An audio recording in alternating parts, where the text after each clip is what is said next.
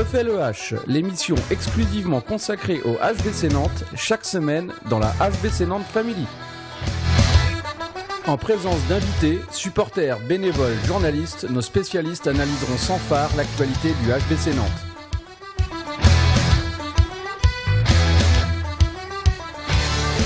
On refait le H, bienvenue dans cette émission numéro 1 de la saison 1. Bienvenue à tous dans cette première édition. Une émission bénévole faite par des fans pour les fans du HBC Nantes, émission enregistrée dans les conditions du direct au lieu unique. Chaque semaine, nous décortiquerons l'actualité du H en compagnie de Mickaël, abonné depuis 2013, en compagnie également de Yann, administrateur du groupe Facebook HBC Nantes Family, et enfin en compagnie de Mapom, Paul, ancien journaliste pour Sun Radio et supporter du H également.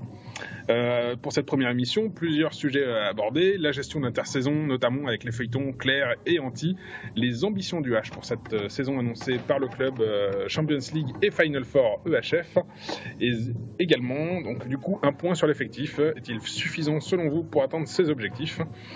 Et tout de suite, messieurs, on va rentrer dans le vif du sujet avec les matchs de préparation. Qu'en avez-vous pensé? Bon début de match de préparation, bon tournoi à Ingen, 4e victoire consécutive à Ingen, record devant Veszprém, avec belle perf aussi bien défensive qu'offensive. On attendait beaucoup la défense, parce qu'on en reviendra tout à l'heure sur le sujet, il y avait quand même pas mal de blessés sur la base arrière. Mais vraiment une belle perf. Après, ça a été un peu plus compliqué au Portugal sur le tournoi, mais on n'a pas rencontré des peintres. J'ai vu que les gens se questionnaient un petit peu sur le résultat contre Porto, mais Porto, c'est pas n'importe qui. C'est une grosse équipe maintenant en Europe, qui, si j'ai bonne mémoire, était au Final Four l'année dernière de l'EHF, donc ils sont loin d'être ridicules. Ça a été un peu plus délicat à l'Euro-tournoi à Strasbourg, avec une énorme raclée, faut dire ce qui est, 40-25 contre Szeged. Je pense très honnêtement qu'on ne boxe pas dans la même catégorie que Szeged, donc la défaite n'est pas insultante, le score l'est quand même un peu plus. Ça a posé question au sein du groupe, je le sais, au sein des supporters beaucoup, à juste titre d'ailleurs, parce que perdre de 15 buts, ça ne nous est pas arrivé depuis Mathusalem. Szeged, c'est un adversaire trop fort pour un match de préparation, ou c'est l'occasion également de remettre les pieds sur terre? Ni l'un ni l'autre, un adversaire trop fort, je pense pas. C'est au contraire, c'est intéressant de se mesurer au plus gros. Szeged vise à la possibilité de viser très clairement un quart de finale ou un Final Four de Champions League. Oh, clairement. Nous, non, actuellement.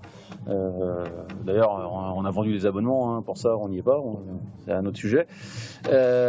Mais non, très clairement, c'est pas un adversaire trop gros. C'est bien de se mesurer à des adversaires comme ça. Ça permet aussi de voir la qualité, c'est ça, de prendre conscience du niveau et peut-être se poser aussi des questions de profondeur de banc, parce qu'on va en parler. Alors la préparation a été lourde, mais pas forcément plus lourde que l'année dernière non plus. Il y a des petites questions à se poser quand même, c'est normal. L'équipe est en reconstruction, même si les objectifs restent très élevés, c'est-à-dire ce que tu as annoncé au départ, qualification de Champions League et Final Four de HF, si possible. Mickaël, de ton côté? Ouais, je suis assez d'accord avec ce qu'a dit Yann globalement. Effectivement, la préparation n'a pas été mauvaise. On est à 7 victoires, 1 nul et 2 défaites, si je raconte pas trop de bêtises. Donc c'est plutôt pas mal. Après, moi, ce qui m'inquiète un peu, c'est le nombre de matchs. Je trouve qu'on a fait beaucoup de matchs sur cette préparation, et à l'Euro-tournoi, où on a joué 3 matchs d'affilée, dès le deuxième match, je l'ai trouvé vraiment fatigué. Et moi, ça m'inquiète un peu. La saison n'est pas démarrée et on a eu l'impression de voir un peu l'équipe sur les rotules. Tu as parlé de la grosse défaite contre Szeged. Alors oui, je suis convaincu que ce club est plus fort que nous aujourd'hui, ils ont un effectif plus fort que nous. Maintenant, il n'y a clairement pas 15 buts d'écart entre nos deux équipes. Et s'il y a eu 15 buts d'écart, c'est parce que la défense n'a pas été bonne. Et si la défense n'a pas été bonne, je pense que ce n'est pas uniquement parce qu'on manque d'automatisme, parce qu'il y a beaucoup de nouveaux, et parce qu'il manquait des éléments très importants, Félio et Pechmelbeck notamment. C'est aussi parce que physiquement, j'ai l'impression que ça a eu du mal un petit peu à suivre. Donc, Ça m'inquiète un petit peu. Moi, au-delà des résultats, voilà, les résultats ils sont ce qu'ils sont. Ça reste des matchs de prépa. Donc, oui, il faut relativiser parce relativiser. On voit Montpellier qui a fait une prépa dingue. Ils ont battu Géguette en finale à leur tournoi, alors que nous on en prend 15. C'est ce week-end pour le Trophée des Champions contre Paris, ils n'ont pas existé. Voilà. Après, ça reste Paris. Il faut être raisonnable et modéré aussi dans les propos. Voilà. Mais ça reste des matchs de prépa. J'ai eu la chance d'assister au dernier match de prépa contre Cesson-Rennes à Poitiers ce week-end. Il manquait énormément de monde. Ça, on va revenir sur l'effectif, les arrivées et les départs et peut-être ce qui peut manquer. Mais avec un effectif amoindri, il y a eu quand même une qualité de jeu qui était loin d'être négligeable. Donc je ne suis pas inquiet outre mesure, mais j'ai quand même des petites interrogations. C'est pas de l'inquiétude, mais des interrogations. Et puis pareil, dans les matchs de préparation, les années précédentes, ils n'ont pas fait non plus des matchs éclatants. Ils attendaient des fois aussi des grands chocs de la saison pour montrer leur réel niveau. Est-ce qu'il n'y a pas un petit peu de bluff aussi de leur part? Non, je pense pas que c'est du bluff. C'est aussi, à un moment, tu peux pas te cramer pendant les matchs de prépa. C'est-à-dire que voilà, les matchs de prépa sont comme on dit, des matchs de préparation. C'est-à-dire que ça va permettre de faire des automatismes, d'avoir des automatismes et tout ça. C'était important parce qu'il y a beaucoup de nouveaux. Maintenant, voilà, moi, le seul truc qui m'inquiète, c'est un petit peu la condition physique où à l'Eurotournoi on les a sentis un peu cramés. Peut-être aussi qu'ils ont fait une grosse prépa physique et on voit parfois les préparations physiques, ils récupèrent et on gagne. On récupère le bienfait de cette préparation physique un peu plus sur le tard. Donc peut-être aussi qu'ils payent aujourd'hui, mais que tout ça on va le gagner par la suite et notamment. Sur la fin de saison quand ils. Non, pas la fin, pas si tard. Dans 2-3 semaines sur les 2-3 premiers matchs et peut-être que ou le premier mois, les 2 premiers mois, et peut-être qu'on va vite récupérer du bienfait de cette préparation. Voilà, moi honnêtement, je suis d'accord avec Mika. Je préfère qu'on perde de 15 buts contre Szeged et qu'on gagne jeudi contre Dunkerque. Voilà, là c'était de la prépa. Maintenant, on va gagner contre Dunkerque. La question se pose pas. La question se pose quand même. Mais non, la question ne se pose pas. On va battre Dunkerque. Moi, j'y crois très fortement. J'ai aucun doute là-dessus. Même si l'effectif est en reconstruction, qu'il y a des automatismes à trouver. J'ai aucun doute sur le fait qu'on combattra Dunkerque. Ça sera compliqué parce que Dunkerque a toujours eu une défense solide, agressive. Mais j'ai pas de doute là-dessus. Mais je reviens sur ce que Michael a dit. Oui, je suis complètement d'accord. Par contre, ce qui était très séduisant aussi, il y a une belle prépa. Mais il y a énormément de joueurs qui sont absents pour blessure. Dragan, Olivier Gnocas sur la fin, Roch Felio, Eduardo Gorbindo qui revient depuis Belgique, Cyril Dumoulin. Voilà, ça fait beaucoup, et surtout en défense. On sait. Je vais lancer le sujet, parce que c'est un peu de ça qu'on parle. Je vais lancer le sujet, mais c'est au niveau des arrivées, des départs. Sur la base arrière, par exemple, il manque du monde. En ce qui me concerne, le poste d'arrière gauche, on avait peut-être trop de monde l'année dernière, mais ça nous a fait du bien, on va dire entre guillemets quand même, parce que vu le nombre de blessures. Mais voilà, c'est ça, vu le nombre de blessures. Mais sur le poste d'arrière gauche, on avait quand même Liansen, Romain Lagarde, Falouvegui, Olivier Gnocas. Non, mais c'est ce que je veux dire. C'est malgré les blessures, le fait d'avoir un nombre de joueurs conséquent nous a permis. Au poste d'arrière droit, c'est la même chose. Gourbi, Lazarov et Flo Delcroix. Il y avait de la rotation, quoi. On pouvait avoir la rotation avec des blessures. Là, au poste d'arrière droit, Kirill Lazarov, Eduardo Gorbindo. Gourbi est blessé, Lazarov défend pas. Voilà, on le sait, c'est un énorme joueur, mais ça n'a jamais été le plus grand défenseur de la planète. Et au poste d'arrière gauche, Olivier Gnocas et Cavalcanti. Alors Cavalcanti, je connais peu, donc le peu que j'ai vu, c'est séduisant, c'est costaud, c'est grand, c'est puissant. C'est plus attaque que défense, mais je laisse le bénéfice du doute parce que je connais peu. Olivier Gnocas, on va pas jeter la pierre. J'adore Olivier quand il est en pleine bourre, il est inarrêtable. Sauf que ça fait 2 ans qu'il est soit blessé, soit avec un déchet dingue au niveau du shoot. Et on l'a vu sur un match de prépa à l'Eurotournoi, c'était pas Jojo. Et en défense, c'est pas pareil, le plus grand défenseur. Donc forcément, c'est 2 postes où on est très léger, vous enlevez Dragan et Roch au centre sur la défense. Puis Olivier sur un poste exposé, notamment aux blessures, à l'aile, avec un jeu très explosif, ça le met à l'arrière. À l'arrière. Ouais, bah Newcastle, moi j'adore le joueur. C'est un joueur qui est super spectaculaire et qui est capable de faire des différences. Et puis, Ah ouais, il mine peut de faire rien, gagner un match à lui tout seul. Hein, quand il est... des joueurs comme ça, il y en a pas 50. Le gros problème de Newcastle, malheureusement, c'est ses blessures, quoi. Ce sont ses blessures. Et Et certainement, ça impacte sur la confiance et que s'il a du déchet, c'est parce que le gars surjoue aussi, parce qu'il veut bien faire. Non, mais ça fait partie de son jeu. Oui, de toute façon, il a un jeu à risque. Il a un jeu explosif, un jeu à risque. Il y a du déchet. C'est aussi pour ça qu'on adore, parce que c'est. Voilà, un joueur comme ça, tu peux pas lui demander de tout réussir. Non, avec non, le nombre de risques, avec les risques qu'il prend, les trucs spectaculaires qu'il tente, tu peux pas lui demander de tout réussir. C'est impossible. Maintenant, voilà, ce qui est vraiment dommage, moi je me souviens, c'est qu'il est tout le temps blessé. Moi je me souviens de lui, l'année où on gagne la Coupe de France, la fin de saison qu'il fait est monstrueuse. Et il était énorme, il faisait des shoots à 9 mètres avec des bonds énormes. Mais malheureusement, depuis 2 saisons, les 2 saisons qu'on suivi, on l'a 6 mois en forme et encore. Et ça c'est vraiment problématique parce que comme tu l'as dit, sur le poste d'arrière gauche, on a Cavalcanti. Si Nyoka est blessé, il est tout seul, quoi. Ouais, c'est ça. Tout seul, avec Mine qui peut venir filer un coup de main, mais bon, globalement, il se retrouve tout seul. Et pour un jeune qui débarque au club, c'est embêtant. Alors, ce que je disais, ce qui est séduisant, c'est que durant cette prépa, on a eu la chance de faire beaucoup tourner et d'incorporer des jeunes.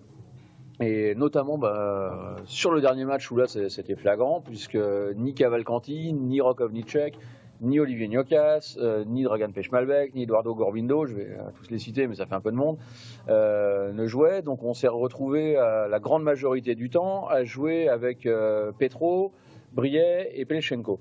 Et franchement, ils ont été loin d'être ridicules. Hein. Ils ont même, je réitère mes propos, mais ils ont été séduisants, autant en défense qu'en attaque. Alors oui, il faut se mettre au niveau d'une équipe de Star League, hein, parce que moi, c'est pas une équipe de Pro League, notamment que le recrutement cette année. Pour moi, ils l'ont fait très clairement. On gagne de 10 buts, c'est plus compliqué au début, mais bon, après, il y a les arrêts du gardien. Hein. Mais recrue, départ... C'est encourageant cet effectif du centre de formation là, qui peut venir prêter main forte quand même. Ah ouais, mais clairement. Il ne faut pas compter que là-dessus. C'est vrai qu'il y a quand même des postes où il faut quand même une rotation d'un ou deux, voire 3 pour assurer les matchs, quoi. Les jeunes du centre de formation, c'est très bien. Aujourd'hui, mine de rien, des joueurs qui sortent de ce centre de formation, il y en a beaucoup qui ont intégré, il y en a quelques-uns qui ont intégré l'équipe et on est bien contents. Hein, les Nico Tourna, Romain Lagarde, Dragan, et j'en passe. Donc c'est important de les intégrer parce que mine de rien, il faut bien qu'ils touchent aussi un petit peu au monde pro si un jour on veut les voir exploser au plus haut niveau. Maintenant, voilà, on a un club avec des ambitions. Je pense qu'on va parler des ambitions du club après qui ont été annoncées. On a un club avec des ambitions. C'est très bien d'avoir des ambitions. C'est bien de se donner les moyens de les remplir, quoi. Donc, et sans manquer de respect aux jeunes qui sont, comme Yann l'a dit, qui ont fait des bons matchs, qui sont des bons joueurs. C'est pas, c'est pas avec ce genre de joueurs, malheureusement, qu'on va pouvoir aller taquiner le tout haut du tableau. Alors c'est bien de les intégrer. Alors, je suis d'accord et en même temps je te trouve super dur parce qu'en fait là ils se retrouvent devant leurs responsabilités forcément à devoir assumer un rôle auquel ils étaient. Un match de prépa. Ouais, mais auquel ils étaient. Je pense au petit Briet on voit qu'il a un gros potentiel, mais tactiquement, techniquement, il est un peu gauche, quoi. C'est méchant de le dire, mais en même temps, c'est une réalité. Il a du déchet, mais il va le compenser. Mais on passe pas de Rouen, s'il était à Rouen avant, à se mettre au niveau d'un club qui veut viser la Champions League. Donc voilà. Donc je te trouve un peu dur. Parce que l'idée c'est pas d'être dur avec eux, c'est juste parce que en plus moi je l'ai pas vu le match contre saison, toi tu l'as vu. C'est pas d'être dur avec eux, c'est juste qu'à un moment il y a des ambitions qui sont placées et je pense pas qu'intégrer les jeunes correspond à ces ambitions là. Si tu veux. Moi je suis pas d'accord. Je pense que au contraire c'est vraiment en corrélation. Si tu n'as pas de blessés, c'est là où je suis d'accord avec toi. Si tu n'as pas de blessés, si tu as ton effectif au complet.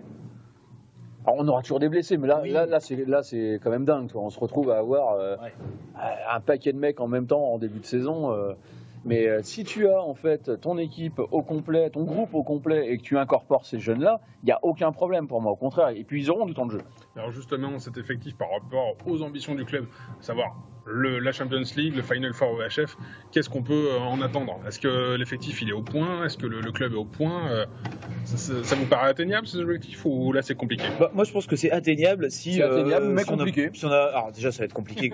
Quoi qu'il arrive, ça va être compliqué. Et c'est atteignable si on n'a pas de blessés, quoi. Parce que je pense que l'effectif, on en a parlé là, il est trop court. Et devant, alors, si on prend l'objectif se qualifier pour la Ligue des Champions l'année prochaine, ça veut dire finir dans les 2 premiers. Donc ça veut dire finir devant au moins Montpellier ou Paris, au moins un des deux. Là, va falloir... Pourquoi Montpellier-Paris, les 2 premiers Oui, devant les 2 premiers, mais la première place, moi, je les vois on va dire Paris. Je les vois au-dessus, je vois les 2 au-dessus. Sur le C'est pour budget. ça. Bon, excusez-moi, effectivement. Se classer dans les 2 premiers, honnêtement, avec l'effectif qu'on a, alors si ça tourne bien, si on n'a pas de blessés, ça peut le faire. Dès qu'il va y avoir des blessés, on vient de le dire, pour moi l'effectif il est un petit peu court.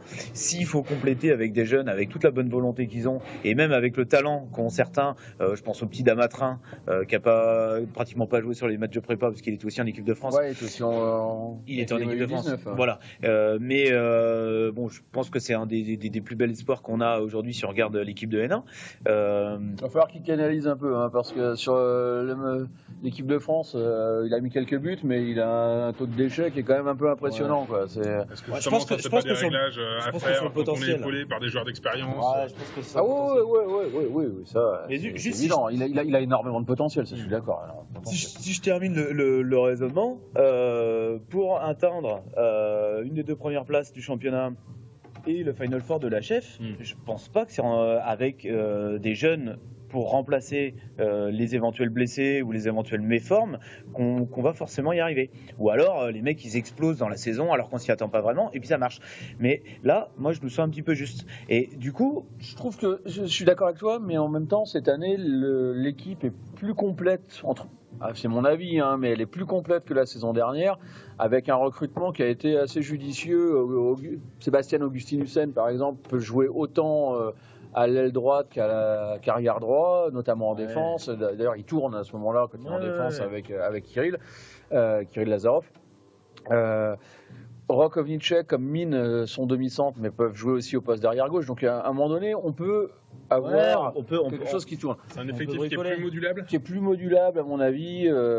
Quelqu'un comme Senjamin Boric, dont je salue le retour parce qu'il nous avait fait énormément de bien et je suis convaincu qu'il nous fera toujours énormément de bien. Quelqu'un qui est beaucoup plus mobile qu'un Romaric Guillot, que j'adore, hein, c'est pas le souci, mais c'est Romaric, c'est le gars en défense qui met des tartes. Hein, voilà, le tour de la défense. C'est ça. Quand il jouait. Voilà. Oui, mais il a posé les dents. on n'a pas filé beaucoup de chance non plus. Mais oui, le recrutement, ouais, c'est pas. Mais comme je disais, c'est s'il n'y a pas de blessés. Ouais. S'il n'y a pas de blessés. Et parce qu'il y a nous, évidemment, il y a notre effectif sans les blessés. Mais le jour où on se retrouve avec un grand nombre de blessés, avec des concurrents qui se sont quand même considérablement renforcés. Je vais parler d'Aix, hein, et je pense qu'on déviera sur le feuilleton anti-Claire. Mais forcément, eux, sur la base arrière, Bonnefond, alors je sais que toi tu as des doutes sur Bonnefond, des doutes, des réserves, mais Bonnefond, Nico Claire, Kaftichnik, bon, ça envoie quoi, ça envoie. Justement, tu en parlais, Yann, la gestion de l'intersaison et notamment les feuilletons Claire anti, quel est votre avis là-dessus à vous, messieurs?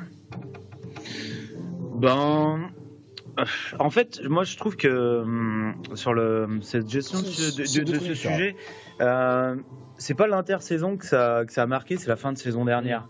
La fin de saison dernière, pour moi, si on finit que 4e, c'est en partie, alors pas que à cause de ça, mais c'est en partie à cause des problèmes que dans le vestiaire qui a été créé par les tensions autour du sujet anti-Claire. Je suis assez convaincu que les 3 matchs contre les équipes du Sud, là où on prend 1 point en 3 matchs, Nimex c'est Saint-Raph. Je suis assez convaincu que si on se craque sur ces 3 matchs, alors c'est en partie parce que l'effectif était crevé, qu'on avait des blessés, mais c'est aussi parce que dans les têtes, les mecs ils avaient beaucoup moins envie qu'avant à cause de ce problème. Et pour moi, le problème anti-Claire, parce que ça a été un vrai problème, ça a surtout impacté à la fin de saison les résultats et notre classement final. Normalement, il est hors de question qu'on finisse hors du podium vu les matchs allés qu'on fait et tout ça. Sur l'intersaison en elle-même, je trouve que ça n'a pas été si mal géré que ça. Finalement, on a réussi à se séparer de Nicolas Clerc, ce qui était essentiel parce que séparer, c'est dur. Je comprends ce que tu veux dire. Non mais attends, je finis. Se séparer de Nicolas Clerc, j'ai beaucoup de respect pour le joueur, mais c'était essentiel qu'on s'en sépare parce qu'il voulait plus jouer avec nous. Il ah oui, mais il était plus H compatible quoi. Clairement, il avait fait sentir que les rapports avec le président Pelletier, c'est sûr que c'était plus possible. Ça, c'est pas le joueur en lui-même qui est un excellent joueur et je suis sûr qu'il va faire beaucoup de bien à Aix, mais il était plus H compatible, donc il était temps qu'il s'en aille. Et on récupère Aymeric Mine, qui est un joueur que moi personnellement j'adore. Je suis ravi qu'il arrive au H et qui, à mon avis, en tout cas je le souhaite, mais j'en suis assez convaincu, va être énorme. Et ça, mine de rien. Joli, c'était pas gagné d'avance. On a failli ne pas l'avoir et qui nous glisse entre les doigts pour partir. Je sais que Montpellier rêvait de l'avoir. Il y a beaucoup d'équipes qui étaient dessus. D'équipes qui rêvaient de l'avoir. De toute façon, c'est quand même c'est un joueur extrêmement précieux, très impressionnant, hyper juste dans son jeu. C'est ça. Moi, je suis ravi. C'est une recrue fantastique. Le seul. Alors, on parle de l'intersaison, je suis d'accord avec Lucas, l'intersaison était bien gérée. Pas trop mal. Sauf, pour moi, le cas Romain Lagarde. Ah oui, clairement. Le cas Romain Lagarde, il devait partir en 2020, il part cette année, ok, pour un beau montant. Sauf que ça s'est quand même fait un peu à la va-vite au dernier moment, et ce qui nous a pas permis de vraiment nous retourner. D'où le manque de joueurs qu'on dit au poste derrière gauche. Trop anticipé comme départ. Ah non, pas anticipé du tout, au contraire, dernière minute. Pas anticipé, oui. En fait, c'est quand on annonce. Moi, j'ai souvenir que le président Pelletier a annoncé qu'à partir de telle date, le départ était plus possible parce qu'on avait quand même une pré-saison à faire après, et avec un club qui est ambitieux. Et finalement, le joueur part quand même, quoi. Donc, je ne remets pas en cause Gaël Pelletier là-dessus. C'est pas ça. On sait très bien comment ça se passe. Non, mais très franchement, on sait comment ça se passe dans les transferts. Si tu mets un beau billet, on n'est pas au football, mais bon. Oui, non, mais d'accord. Mais sauf que pour se retourner, et là, tu vas gratter un peu pour essayer de choper. Elohim Prandi, que moi j'aime beaucoup. J'en ai déjà parlé avec Michael. Un joueur qui un peu moins, mais bon. Toi, c'est l'homme que t'aimes un peu moins.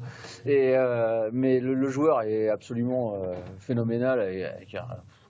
Il n'a pas signé à Paris en 2021, c'est ça 2021 ou 2020, je sais plus. Saison prochaine, pas celle-ci, ouais. 2020 ou 2021. 2020 peut-être bien. Ouais. Et évidemment, quand Paris arrive, de toute façon, toi tu peux te déplacer, c'est terminé.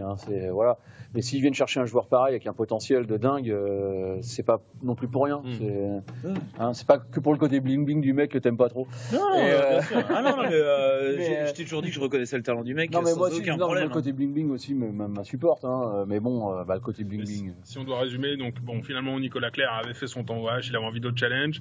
Romain Lagarde, ça aurait pu être plus anticipé, avoir quelqu'un qui vienne prendre le. Ça aurait pu être géré différemment, très clairement, ça aurait pu être géré différemment, et on se retrouverait pas actuellement avec Olivier Gnocas et Cavalcanti, qui sont deux super joueurs, c'est pas le souci, mais deux gars. Et on sait très bien que Olivier est régulièrement blessé. Fragile un peu. Ah ouais. Et puis sur la défense, l'impact sur la défense, on en a parlé quand on a évoqué les matchs. On remarque pas trop. C'est un petit peu les problèmes de défense qu'on a eu lors des matchs de prépa. On a perdu Romain Lagarde, qui était un super joueur en attaque avec un shoot monstrueux, mais qui était une espèce de marmule en défense, qui était très très très fort. Et qui va beaucoup manquer cette année. Et là, déjà sur les matchs de prépa, il a manqué. Et cette année, il va manquer. Et surtout qu'il n'a pas été remplacé. Comme on l'a dit, Cavalcanti, on ne sait pas trop ce qu'il va donner en défense. Et Gnocas, on sait qu'en défense, c'est pas son point fort, quoi. Bon, il y a un autre poste qui a été remplacé, on l'a évoqué rapidement encore, le départ de Thierry Anti. Du coup, après des années au club aussi, voilà, une fin de saison un petit peu amère aussi. Ouais, moi je vais pas, c'est pas la fin de saison, c'est si fin de saison, avril. La fin de saison, on le paye. Moi, je veux pas m'éterniser là-dessus. J'aimais beaucoup Thierry Anti. Je suis très content qu'Alberto ait pris la place parce que j'ai aucun doute sur les compétences d'Alberto. Dans la forme, je trouve ça limite. Voilà, comment ça s'est passé. On collabore pas pendant 10 ans avec les résultats qu'on a. qui sont liés à l'entraîneur, mais pas qu'à l'entraîneur. Hein, c'est tout un groupe, hein, du centre de formation, Greg Cogent jusqu'au président. Hein. Mais on n'a pas une collaboration aussi belle pendant 10 ans pour finir en eau de boudin comme ça. Je trouve ça nul, en fait. Je trouve ça vraiment nul. J'ai pas d'autres mots, mais je trouve ça à chier.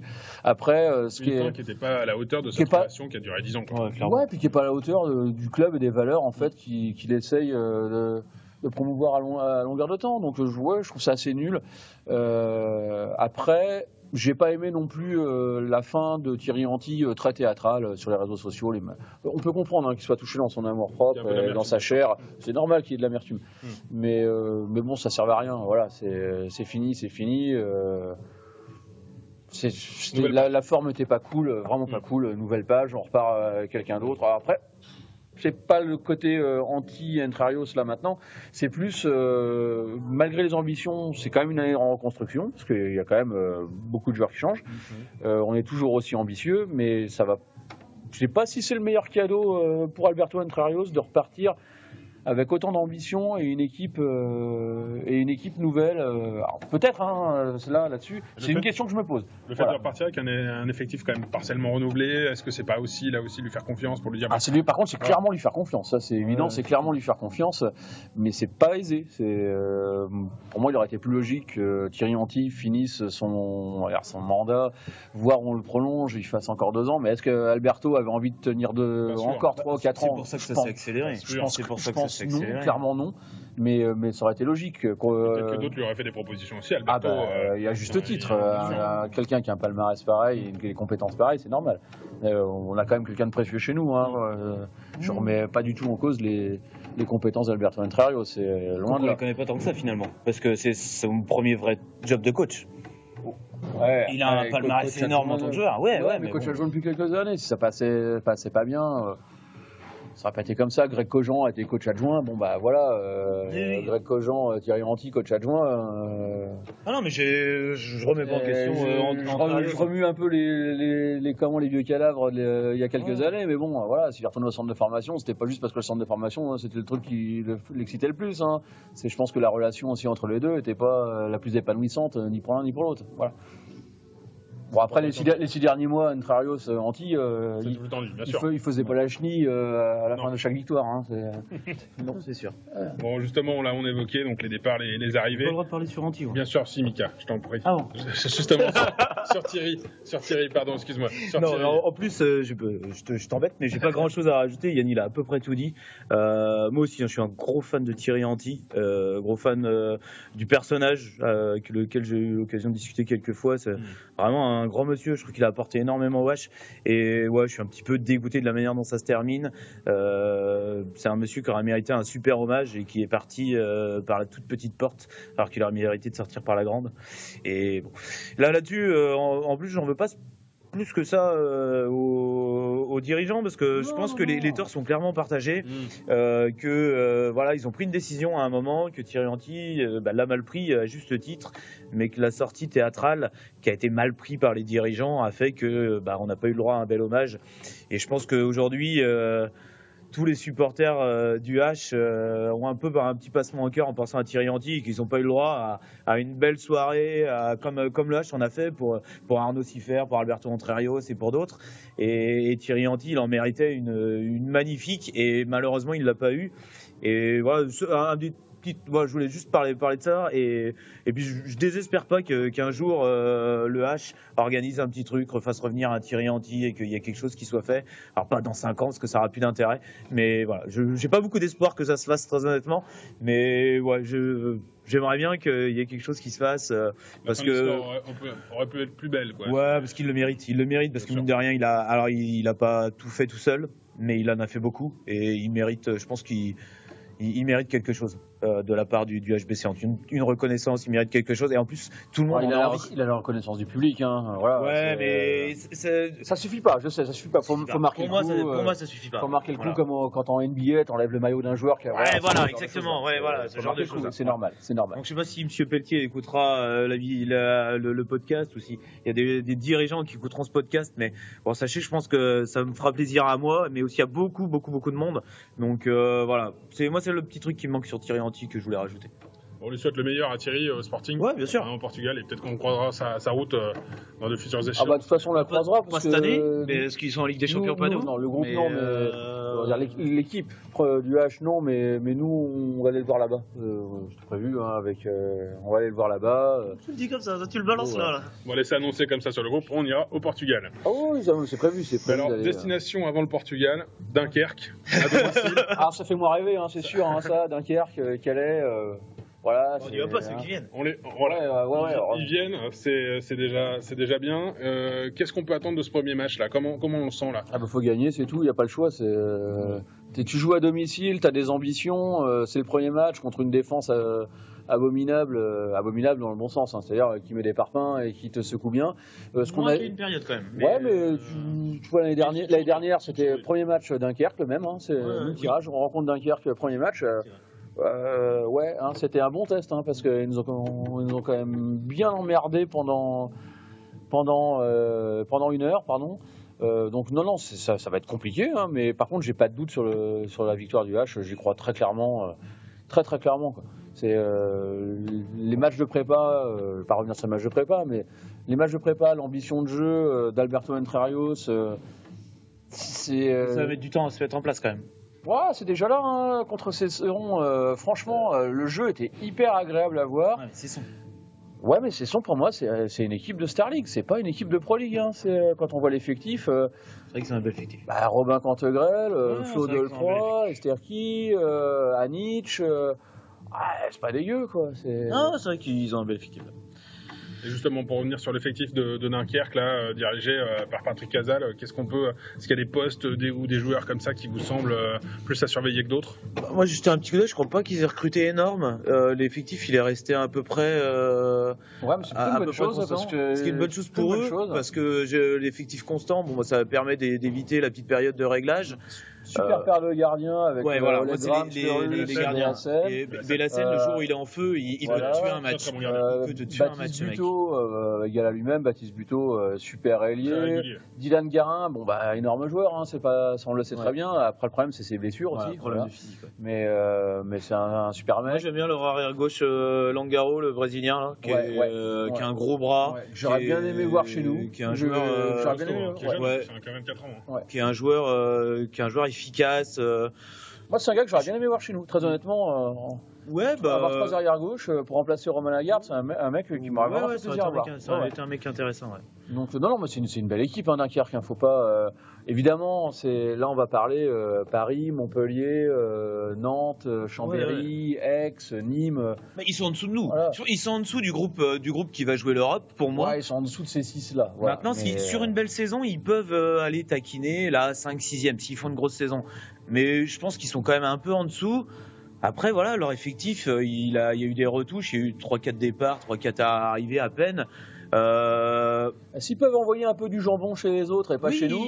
Évidemment, on prend. Pourtant, c'est un effectif qu'il ne faut pas prendre à la légère. Clairement pas. Et pour autant, même s'ils ne disputent pas l'Europe, il y a de fortes qualités. Donc attention, parce que c'est un vrai test en début de saison. C'est un très gros test, c'est évident. C'est limite nickel comme début de saison. C'est limite le truc le plus chiant que tu peux avoir, à part si tu tombes sur Paris ou Montpellier chez eux pour un premier match. Mais c'est vraiment le truc chiant à jouer, quoi. C'est bien pour démarrer. Mais au moins, ça te met dedans direct. Voilà, c'est dedans direct. C'est Rock, Ovnicek, on n'a pas vraiment détaillé toutes les recrues, mais bon, je pense que les gens qui écoutent aussi sont au courant de qui est là et qui n'est pas là. Je fais juste une petite parenthèse, mais Emile Nielsen, monstrueux, depuis son arrivée, il est monstrueux à saison. Le mec, il a 17 arrêts à la 47e ou un truc comme ça. Le seul moment pour l'arrêter, c'est qu'on lui a tiré en pleine poire et puis il est sorti, quoi. Voilà, mais sinon, et il arrête d'ailleurs, mais sinon, le gars est monstrueux. Donc, mais pour revenir sur Dunkerque, Dunkerque, oui. Et oui, ils vont nous emmerder, ça on le sait, mais bon, on est au-dessus. Franchement, on est au-dessus. Ouais, je pense qu'on est au-dessus. Après, c'est un match à prendre au sérieux. C'est un premier match, donc il va y avoir des réglages, il va y avoir des approximations, il va y avoir des erreurs, et voilà, il va falloir être bien concentré, prendre ce match quand il faut, et puis avec le public qui va pousser derrière, ça devrait le faire. Ouais, voilà, c'est ça que je voulais dire. Rakovnicek, voilà, j'ai perdu le fil de ma pensée. Rakovnicek, qui, avant de venir à Nantes, quand on l'a contacté, forcément a pris un peu, on va dire, la température auprès des gens qu'il connaît, qui jouent en France, et notamment Kavtichnik, qui est son coéquipier en sélection. Et en fait, Kavtichnik lui a dit très clairement, tu vas voir le championnat de France, la Lidl Star League, pardon, c'est costaud, quoi. Ça envoie du parpaing, quoi. Et il lui a dit Dunkerque, c'est la défense où t'en prends plein la tronche. Donc c'était marrant l'interview de Rock, d'OVNI, on va dire, c'est le surnom que Rock Fellio lui a donné pour éviter la confusion. OVNI disait très clairement qu'il connaissait pas Dunkerque, il avait l'honnêteté de le reconnaître, mais qu'on l'avait prévenu que de toute façon il allait en prendre plein les chicots pendant 1 heure, parce que les gars allaient bientôt le secouer, ce qui est normal. Ça a toujours été une équipe ultra agressive, et ultra, dans le bon sens du terme, hein, mais ultra agressive et super défense. Donc non, c'est compliqué, mais c'est génial de commencer par ça, franchement. Ça te met dans le bain direct. Justement, un pronostic là pour ce premier match contre Dunkerque à domicile. Victoire. Ouais, moi. 2-3 buts d'écart. Une victoire 3 buts, ouais. Victoire 3 buts. Ouais, une victoire de 3 buts. Victoire 3 buts pour Mika. Yann, ton côté. Ouais, 3 buts, je pense que c'est le maximum. Avec un petit score, toi, on va marquer 25, 26 buts. Moi, je pense plus avec un gros score, parce que comme la défense de Nantes m'inquiète un petit peu, mais que le jeu offensif, quand il prend, il prend. Après, si Nielsen il est chaud bouillant comme il a pu l'être, c'est à peu près sûr qu'il n'y a rien qui passe, quoi. Mais bon, après, ils ont des emmerdeurs aussi dans les cages, Dunkerque. Donc, c'est pour ça, d'où le petit score. Mais non, moi je vois plus. On va encore prendre à la mi-temps, on va sans doute en avoir pris 15 ou un truc comme ça a été. Mais on finira genre à 34, 31. Bon, ça sera l'occasion. Après, je suis 0 en prono, donc il y a des chances que je me plante. Mais j'espère pas que tu te plantes. Des statistiques sur la saison. Non, je me plante pas sur la victoire. Sur la victoire, on va gagner. Après un 34-31, c'est super bien. Plus on voit de buts et plus il y a du spectaculaire, nickel. Bon, ça sera l'occasion de faire le point après le match de ce jeudi sur le résultat contre Dunkerque. En tout cas, messieurs, on arrive au bout de cette première émission. Merci à vous. Et puis merci, on se dit rendez-vous la semaine prochaine pour cette deuxième émission déjà. Ouais. Après une victoire du LPC Nantes, bien sûr. Évidemment. Merci à vous et à très vite pour une nouvelle émission. À bientôt. Merci, salut.